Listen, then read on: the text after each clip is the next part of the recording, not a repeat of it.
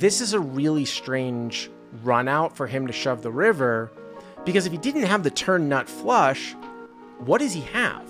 I mean, it's left with, did he 3-bet you your check raise on the turn with the naked ace of clubs?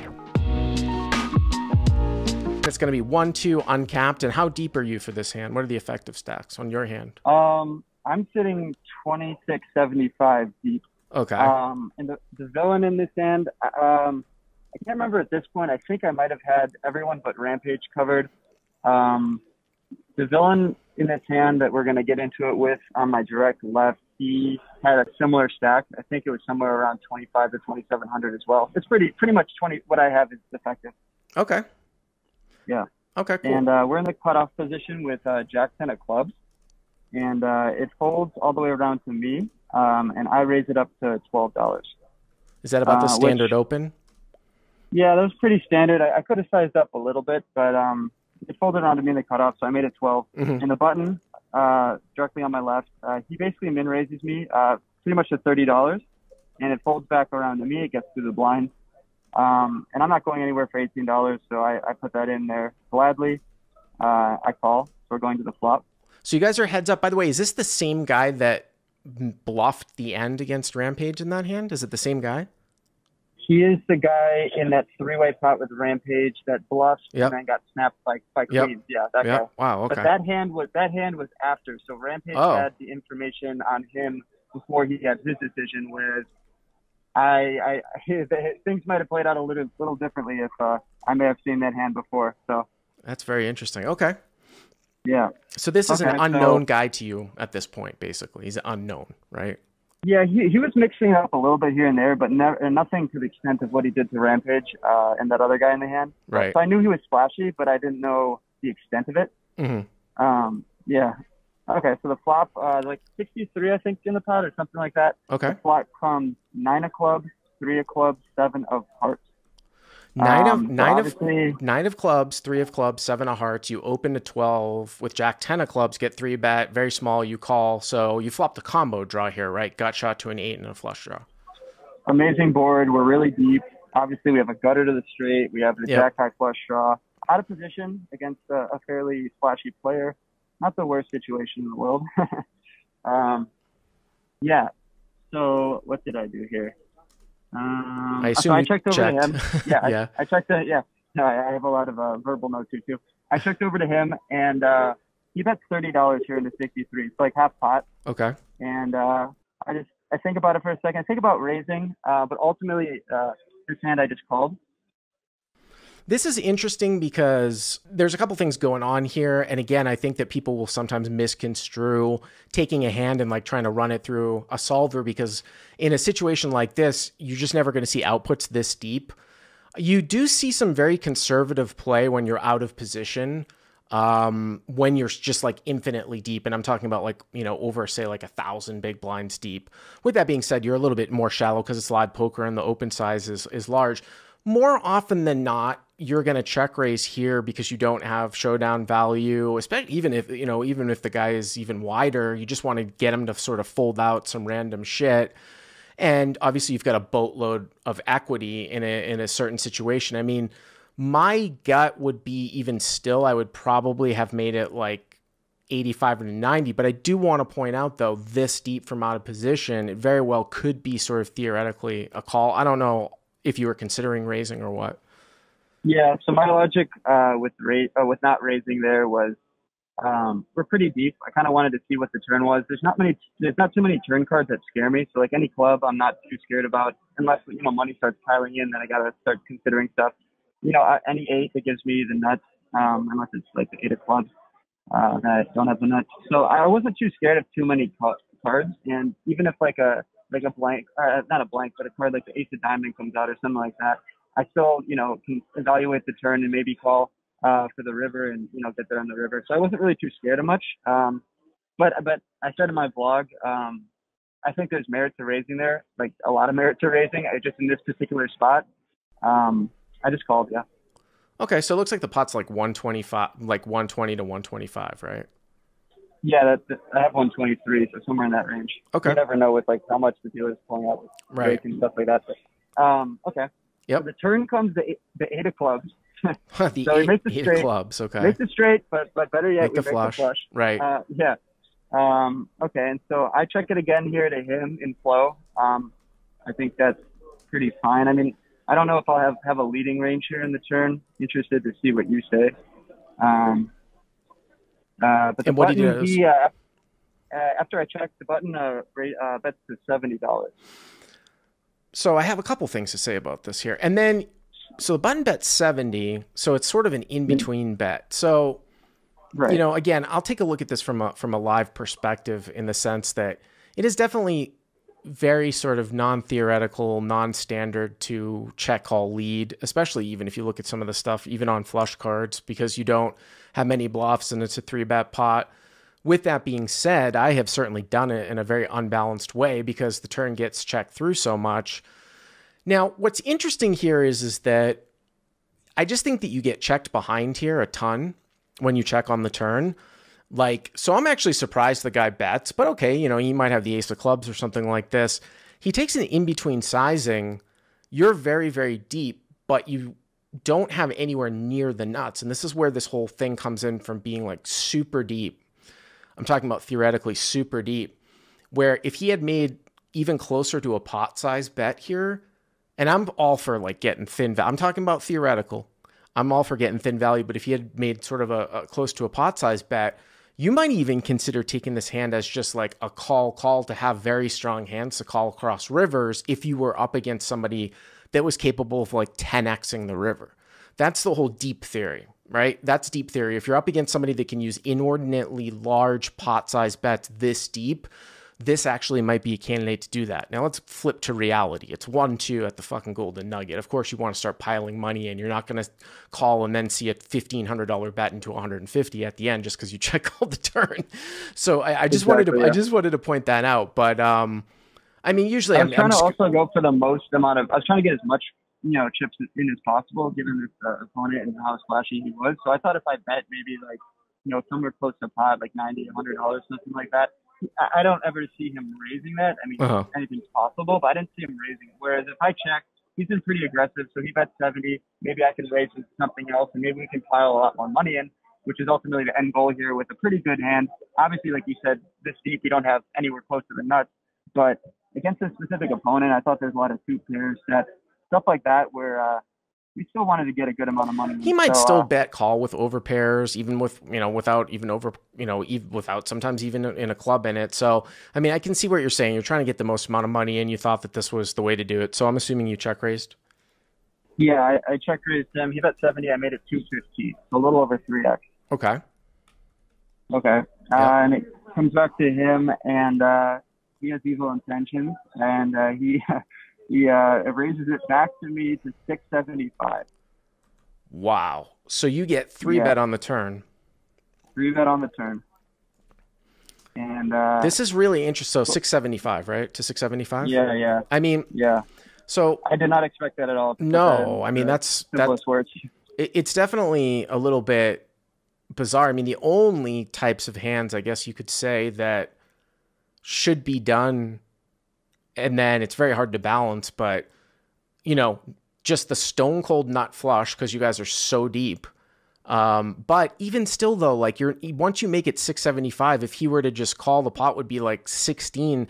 You still only really have a pot size bet left, right? Once you go 675, I mean, maybe a little bit more, maybe a pot and a half size bet left. Well, I made it 215, and he made it 675. Excuse me. What confused me was, right. I'm sorry.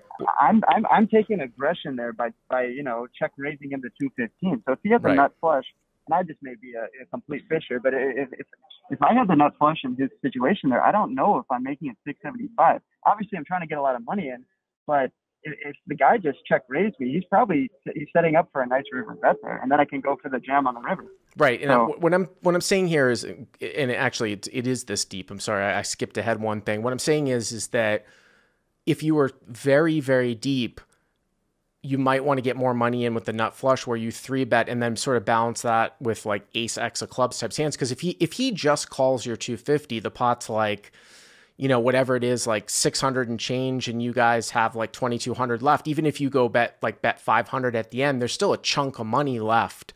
So there's that one case, but I just see that so seldom of happening. Now for you, it's just basically like a call. Obviously you can never like raise back, but I'm sure you were not expecting, like you said, to get 3-bet here on the turn. No, absolutely not. And it took me back. I actually took a decent amount of time. But ultimately, I found the call. And what's interesting I want to bring up is, because obviously my vlog's been out for like a week, a lot of people in the comments are wondering why I didn't, and most people are saying ship it, but, you know, the general term is raise on the turn and come back and 4-bet them.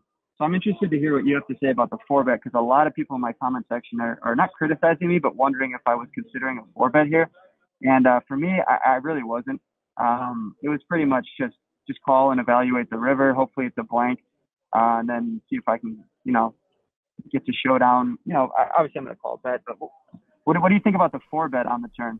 Well, I mean, it looks like you had put in what 30 and then 30 and 30, and so it's like 130, and then if he makes it 675, so you put in like somewhere around like 800, which means that you've got about 1800. So if you call, you have like 1800 left in your stack, right? Something like that.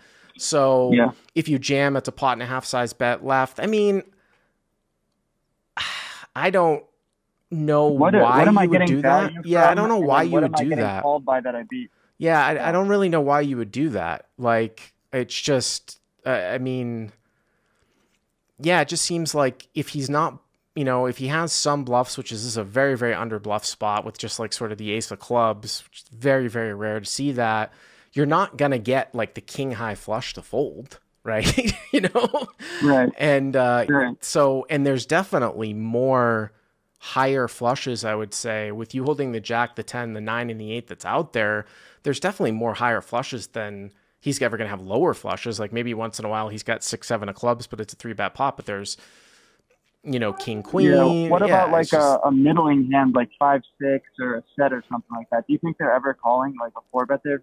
I don't think that, I don't even think it's going to get 3-bet. I don't even think it's really getting 3-bet here, to be perfectly honest with you. Right. And that's why I had no consideration of the 4-bet. It's because I don't know what I'm showing up with a 3-bet in this spot. So I can't even put him on like a good enough combination of hands. Again, I tend to think that like some of the people that might be responding in your YouTube comments are trying to like plug this into some sort of sim, and they're not using the sim correctly in the sense that, I mean, the output might be, oh, if you only have a pot and a half size bet left in a 3-bet pot, just jam jack high flushes. But what they don't realize though is that the player in reality doesn't have the bluffs that the sim accounts for in order for him to make that shove profitable with the jack high flush. You know what I'm saying? So it just doesn't make any sense.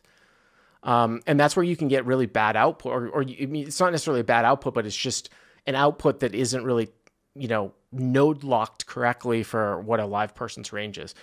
I would definitely call. So you put in 1350 here on the turn.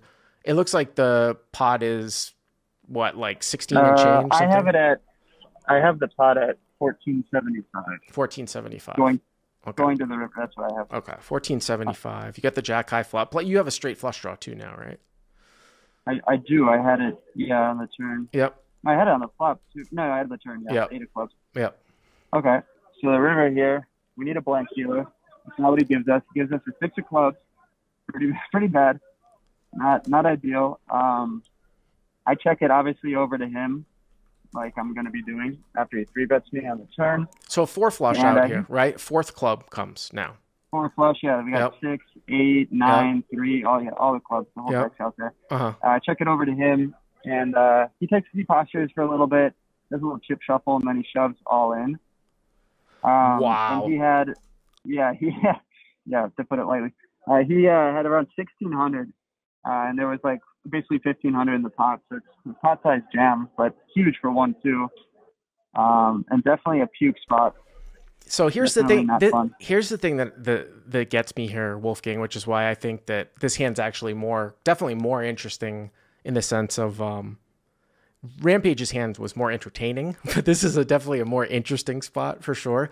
In a poker term situation, it really all comes back to what you think his like turn range is for 3-betting, and this just doesn't make if we think there is a propensity for most live players to slow play a 2-card nut flush. And what I mean by that is that, yeah, okay, so maybe once in a while he 3-bets the turn with the nut flush, with the ace high flush in this case, but we think that he's going to be calling most of the time. It's really, really strange if we sort of take that 2-card nut flush out of his range.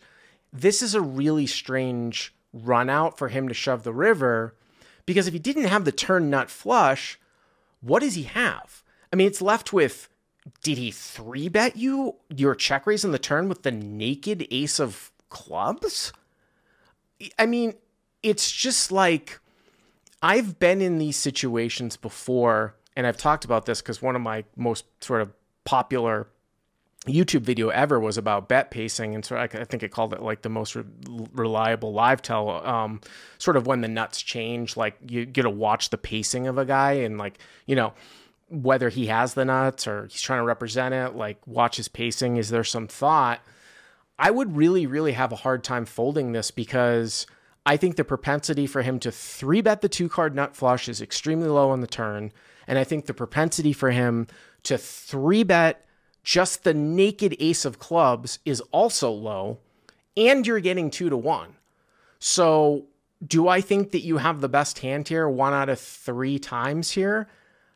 I would probably call. I understand that it might look sort of hard on paper, but that's my thought process through what I think these sort of range live ranges. What range of hands are you putting him on to get to a call here on the river?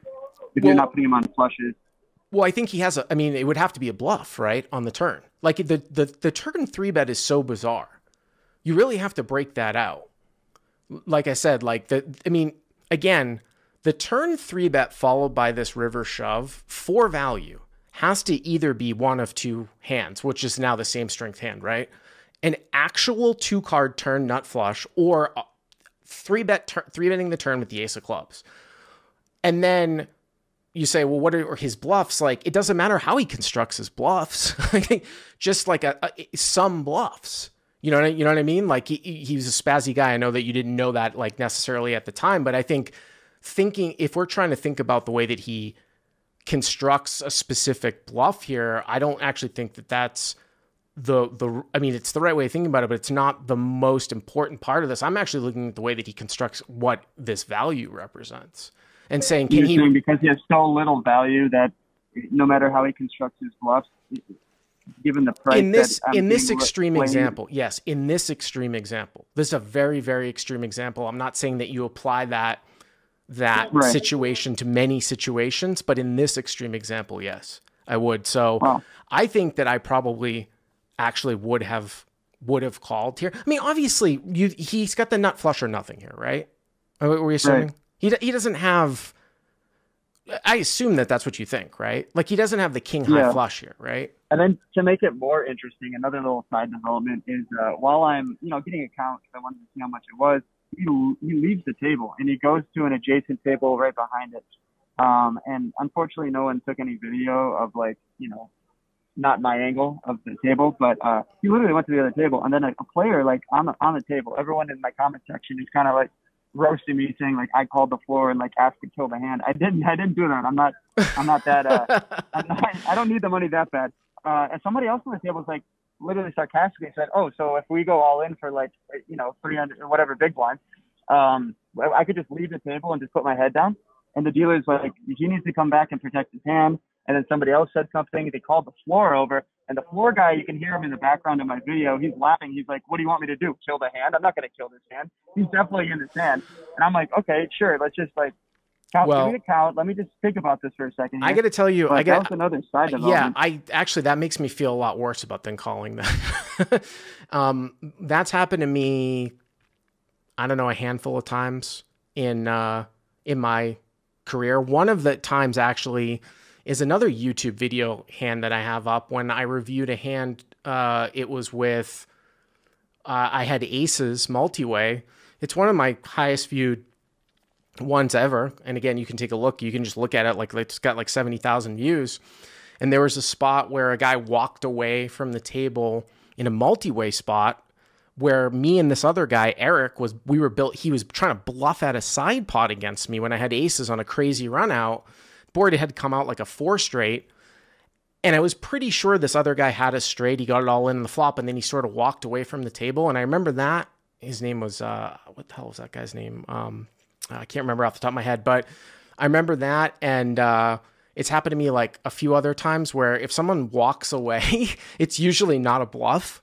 So that might make me think to fold even more. Yeah, you know what I mean? Eli is the other villain's name in that hand. Maybe I'll link to it too. So that one makes me kind of want to, it puts more credence into folding if it was very close. How about that? Yeah. So ultimately I did fold. I didn't put the rest of our stack in here. I fold very sheepishly. I tried to like delay it out. I didn't want him to muck his cards right away. I kind of was talking to him. People knew that, I was filming a vlog. So like, come on to the vlog, show it. So the guy in the back, some smart ass is like, he doesn't have to show shit. I'm like, oh, that's not going to help. And then sure enough, I'm like, fuck you, what the hell? And then the guy, he shows the ace, he turns over the ace of clubs. I'm like, thank God. And then wow, he does this thing where he, so like, first off, he had the fucking ace of clubs, but he throws his cards like into the muck, and I didn't get it on my vlog, but the jack of diamonds is exposed. His second card was the jack of diamonds. Think about that for a second. So he 3-bet you on the turn with the ace of clubs. Just and naked. He's jack. Like flop, that's interesting to know. Turn. That's very interesting to know what he would have done on a blank. Like if he was just, I asked him. And that's part, and what did he say? He said that he wasn't gonna shove, but he was gonna bet. And that's part of the reason why you call, right? The 3-bet on the turn, right? As opposed to jam. Exactly. Yeah. And then I wonder if a 10 were to come, even though you have a 10 in it, what you would have done. Yeah, I mean, that's very interesting. I think the guy would have got my money, although I would have been taken aback a little bit by what you said if you walked away from the table. Because even just thinking about it too, yourself, Wolfgang, I know how I act sometimes when I'm bluffing. You sort of want to kind of like hold yourself. Like you don't want to give anything away. And I haven't met many people that can sort of fake it, or they walk away and they're kind of bluffing, unless they're really trying to fake it. So I don't know. That's an interesting one. But it sounds like you guys had a very nice session. And again, if anyone hasn't seen Wolfgang's vlog, you can just search Wolfgang Poker, right, on YouTube. Yeah, or you could link it in the bio, whatever you want to do. Yeah, I'll definitely link it in the bio. If you like what you've seen here, please hit the subscribe button. And if you enjoyed this call-in hand, hit the like button down below. To check out crushlivepoker.com, click on the link in the description. Use the code YTA300 to get the first 30 days for free.